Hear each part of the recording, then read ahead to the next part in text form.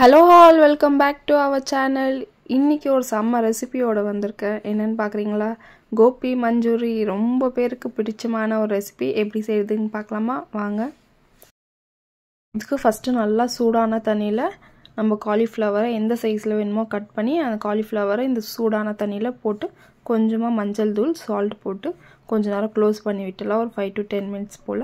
அதுக்கு அப்புறம் மசாலாக்கு ஃபர்ஸ்ட் இஞ்சி பூண்டு பேஸ்ட், அதுக்கப்புறம் சிக்கன் 65 மசாலா, கொஞ்சமாக கார்ன்ஃப்ளவர், மஞ்சள் தூள், கொஞ்சமாக பெப்பர், கொஞ்சமாக சால்ட், அதுக்கப்புறம் காஷ்மீரி மிளகாத்தூள் வேணால் யூஸ் பண்ணிக்கலாம், சக்தி மிளகாத்தூள் வேணாலும் யூஸ் பண்ணிக்கலாம்.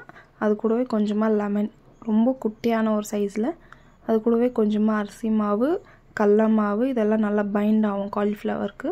ஒரு மிக்ஸ் கொடுத்துட்டு அதுக்கப்புறம் நம்ம தண்ணி ஊற்றி நல்லா மிக்ஸ் பண்ணிக்கலாம். கொஞ்சம் கெட்டியாக இருக்கட்டும் பேஸ்ட்டு. இப்போ காலிஃப்ளவரும் இந்த மசாலாவே போட்டு நல்லா மிக்ஸ் பண்ணி ஒரு 15 to 30 minutes போல் க்ளோஸ் பண்ணி விட்டுடலாம்.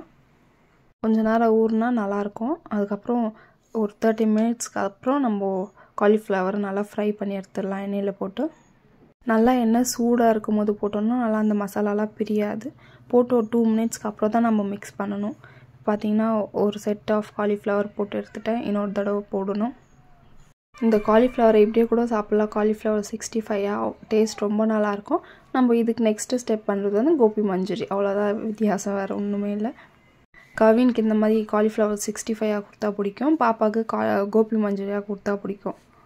இப்போ ஒரு பவுலில் ஒரு டீஸ்பூன் ஆஃப் கார்ன்ஃப்ளவர், அது கூடவே நிறையா தண்ணி ஊற்றி நல்லா கட்டிகள் இல்லாத மிக்ஸ் பண்ணிக்கணும். லம்ஸ் எதுவுமே இல்லாத நல்லா மிக்ஸ் பண்ணி ஒரு சைடில் எடுத்து வச்சிடலாம்.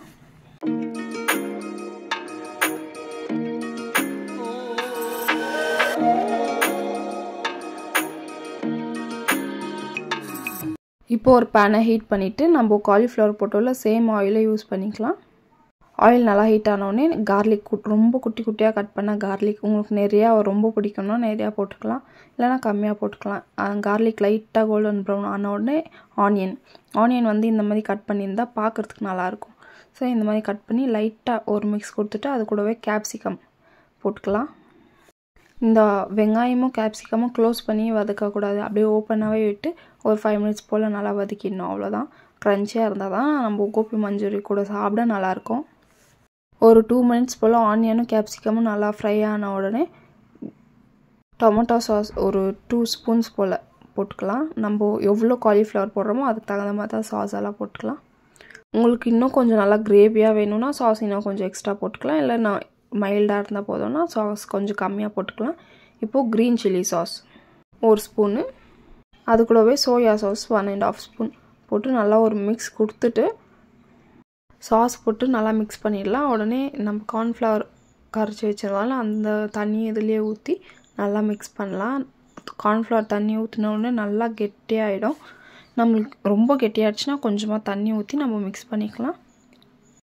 இவ்வளோ கிரேவி போதும்னு நினச்சிங்கன்னா அப்போது நம்ம காலிஃப்ளவரை உள்ளே போட்டு நல்லா மிக்ஸ் பண்ணி டோஸ்ட் பண்ணி காலிஃப்ளவர் நல்லா சூடாகணும், அது வரைக்கும் நல்லா மிக்ஸ் பண்ணி விட்டோம்னா நம்ம கோபி மஞ்சூரி சூப்பராக ரெடி ஆகிடுச்சு.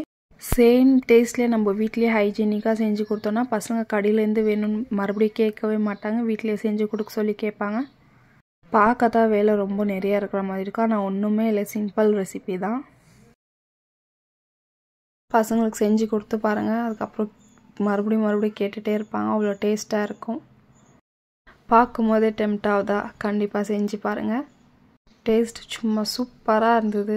கண்டிப்பாக ட்ரை பண்ணி பாருங்கள். நம்ம வீடியோஸ் பிடிச்சிருந்தா மறக்காமல் சப்ஸ்கிரைப் பண்ணுங்கள், லைக் பண்ணுங்கள், கமெண்ட் பண்ணுங்கள். நெக்ஸ்ட் ஒரு இன்ட்ரெஸ்டிங்கான ப்ளாகில் பார்க்கலாம். பாய்.